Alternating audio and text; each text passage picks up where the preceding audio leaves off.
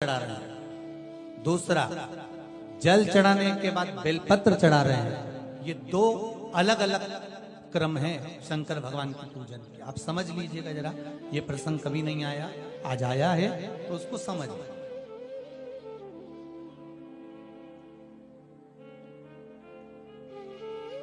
पहले बेलपत्र, उसके बाद में जल जो चढ़ाया जाता है, ये रोग मुक्ति के लिए चढ़ाया जाता है। काय के लिए चढ़ाते हैं अपन? रोग के निवारण, रोग मुक्ति के।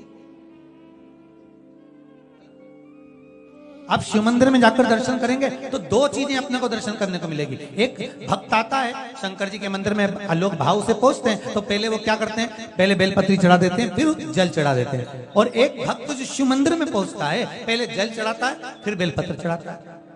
दोनों का अलग अलग क्रम है, दोनों का अलग अलग भाव वर्णन है।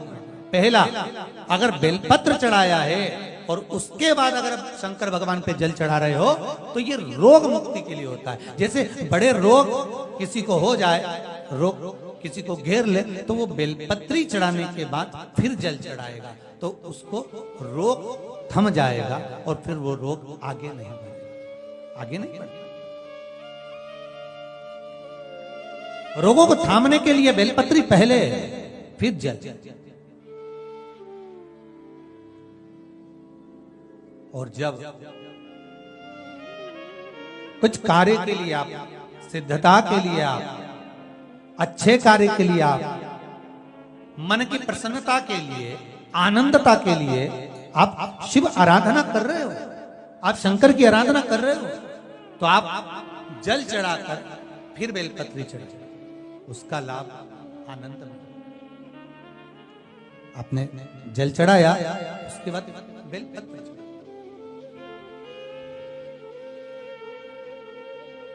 बस एक बात का स्मरण आपको होना चाहिए शिव महापुराण का, कि जब भी आप भगवान शंकर को बेलपत्र चढ़ाते हैं, बेलपत्र समर्पित करते हैं, बेलपत्र समर्पित करते समय प्रयास करा करें कि ये बेलपत्र को जब भी आप समर्पित करें, प्रयास करें कि बीच की जो पत्ती होती है बेलपत्र की, मध्य की जो पत्ती होती है, उसको अंगुष्ठ से पकड़ा जाए। उसके बाद में आप फिर बेलपत्री को शिव पर समर्पित करें, प्रयास करें। बेलपत्र जो हम भगवान शंकर को समर्पित करते हैं, उसका मध्य जो भाग होता है, बेलपत्री का जो 3 देवताओं का मध्य जो भाग होता है, उसको पकड़कर बेलपत्री को शिव को समर्पित करना है। पूर्व की कथाओं में यह भी वर्णन किया है कि बेलपत्री की डंडी का मुख कहां होना चाहिए। पूर्व की कथाओं में यह भी बताया गया है कि बेलपत्री की तीनों डंडियों के बीच में, तीनों पत्तियों के बीच में जो खाली जगह होती है, डंडी होती है, उसका क्या महत्व है, ये पूर्व की कथा में पहले बता चुके। पर आज जो क्रम चल रहा है कथा का, उसमें अपन जो समझ रहे हैं वो ये होना चाहिए कि आप किस कामना से जल चढ़ा रहे हैं, आपके जल चढ़ाने का क्रम क्या है। अगर आप रोग मुक्ति के लिए चढ़ा रहे हैं तो पहले बेलपत्र चढ़ेगी, फिर जल चढ़ेगा। आप कार्य सिद्धि के लिए चढ़ा रहे हैं, पहले जल चढ़ेगा, फिर बेलपत्र चढ़ेगी। महाराज, शिव महापुराण की कथा कहती है, जब भगवान ओघड़दानी शिव करुणा करने के लिए अग्रण्य होते हैं, तब ये भूल जाते हैं कि व्यक्ति का पाप कर्म क्या है। व्यक्ति का पाप कर्म क्या, वो भूल गए। उनने तो केवल एक चीज का धारण करा है कि ये मेरा अपना जीव है, मेरे दरवाजे पर आता है, स्मरण करता है, एक लोटा पानी चढ़ाता है, बेलपत्र समर्पित करता है, बस ये मेरा अपना हो गया। और आपको पहले भी कथा में कहा है, जब आपके जीवन में ऐसा लगने लगे कि हाँ बहुत कष्ट है, कर्जा भी बढ़ गया, तकलीफें भी बढ़ गई, बहुत दुख भी बढ़ रहा है, कहीं परिवार सही नहीं चल रहा है, तो प्रयास करते रहा करो। हफ्ते में एक बार एक चावल का दाना जल के पात्र में डाल लिया, एक काली मिर्च जल के पात्र में डाल ली, और उस जल को ले गए, थोड़ा सा चंदन का छींटा डाल दिया, ले जाकर शिव जी को समर्पित कर दिया। दूसरे के यहाँ की निंदा, दूसरे के यहाँ की चुगली, दूसरे के यहाँ की बुराई अपने यहाँ लेकर मत आओ। ईमानदारी से बोलो, कोई तुम्हारे दरवाजे पर कचरा पटक जाए तो तुम्हें कैसा लगे? अच्छे से बोलो जरा। बुरा लगेगा ना? अच्छा तो नहीं लगेगा। रोज रोज कोई कचरा पटकेगा तो और बुरा लगेगा। 30 त्योहार पे कोई कचरा पटकेगा कितना बुरा लगेगा। दरवाजे पर कचरा नहीं होना, दरवाजा साफ होना। परंतु एक विचार करो, रोज तुम्हारी पड़ोसन, कोई रोज तुम्हारा रिश्तेदार, रोज तुम्हारा कोई नातेदार तुम्हारे दरवाजे पर कचरा पटकता है, ये भी तो दरवाजा है भगवान के आने का और जाने का। कथा कहां से आ रही है? यहीं से। ये भगवान का प्रवेश द्वार है, ये भी प्रवेश द्वार है, ये भी प्रवेश द्वार है भगवान के आने का।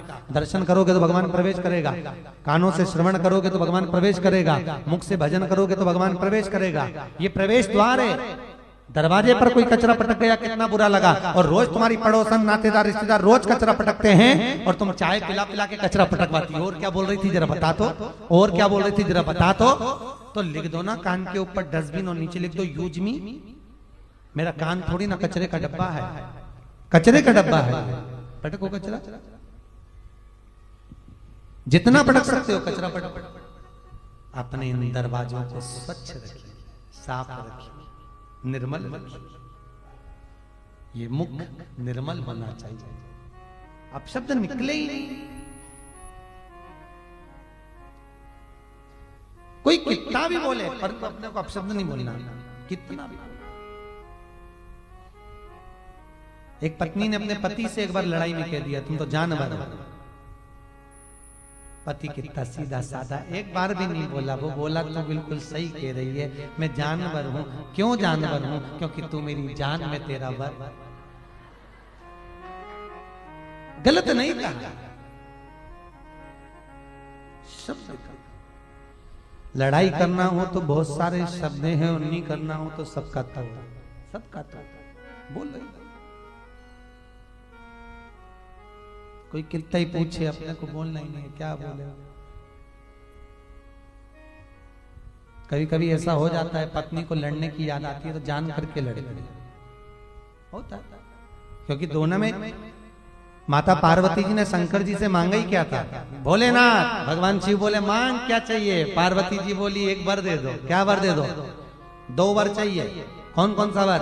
कि एक वर तो ये दीजिए कि पति पत्नी में आपस में जब झगड़ा हो तो उनमें प्रेम बढ़े। ये पार्वती जी ने मांगा था। भगवान शंकर ने कहा तथास्तु, जो पति पत्नी आपस में झगड़ेंगे उनमें बहुत प्रेम बढ़ेगा। तुम देखना पति पत्नी कितना भी झगड़ा कर ले, पति अगर झगड़ के दुकान चले जाए, ऑफिस चले जाए, कहीं पे भी चले जाए, आते से पूछेगा क्यों रे तेरी मम्मी कहां गई? आते से पूछेगा। कितना ही झगड़ा हो जाए परंतु प्रेम बढ़ता है। और पार्वती जी ने दूसरा वर मांगा था क्या? कि काशी में जो मरेगा उसको गुरु मंत्र तुम्हें देना पड़ेगा। भगवान शंकर ने कहा यह तो हो ही नहीं सकता, मैं गुरु मंत्र नहीं दूंगा, संसार के लोगों को मैं गुरु मंत्र दूं। पार्वती ने कहा गुरु मंत्र तो तुम्हें देना पड़ेगा। भगवान शंकर ने मना कर दिया। पार्वती जिद पे अड़ गई। भगवान शंकर ने कहा अच्छा ठीक है, तू कह रही है तो मैं गुरु मंत्र दे दूंगा। पार्वती जी ने कहा मुझे कैसे मालूम पड़ेगा कि मरने वाले को तुमने गुरु मंत्र दिया? कोई प्रूफ होना चाहिए ना। तो भगवान शंकर ने कहा तू क्या चाहती है? पार्वती ने कहा मुझे वर दो कि काशी में जो मरेगा उसको गुरु मंत्र तुम दोगे, पर काशी में मरने वाले को जब गुरु मंत्र दोगे, गुरु मंत्र कानों में दिया जाता है, मंत्र देने के बाद कान को मोड़ देना तो मैं समझ जाऊंगी कि गुरु मंत्र दे दिया। भगवान भोलेनाथ करे पागलों जैसी बात करती है पार्वती के नहीं, मंत्र देना हो तो बोलो। भगवान ने कहा ठीक है। आज भी प्रमाण है, काशी में जो मरता है उसको भगवान शिव गुरु मंत्र प्रदान करते हैं और उसका राइट कान मोड़ देते हैं। आज भी काशी में मरने वाले का सीधा कान अपने आप मोड़ जाता है, अपने आप, क्योंकि भगवान शंकर गुरु मंत्र प्रदान करते, भगवान शिव मंत्र देते। जिनको रात में नींद नहीं आती हो, टेबलेट खाकर सोना पड़ता हो, रात भर नींद नहीं आ रही हो, कुछ मत करो, सोने के पहले भगवान शंकर की 5 लड़कियों का नाम 11-11 बार ले लो। पलंग पर जैसी पढ़ो वैसी 11-11 बार नाम ले लो। आपको टेबलेट खाने की जरूरत नहीं पड़ेगी। ऐसी नींद आएगी कि सुबह 6 बजे भी उठना, बड़ी मुश्किल से उठोगे तब उठना पड़ेगा। ऐसी चक्र नींद आती।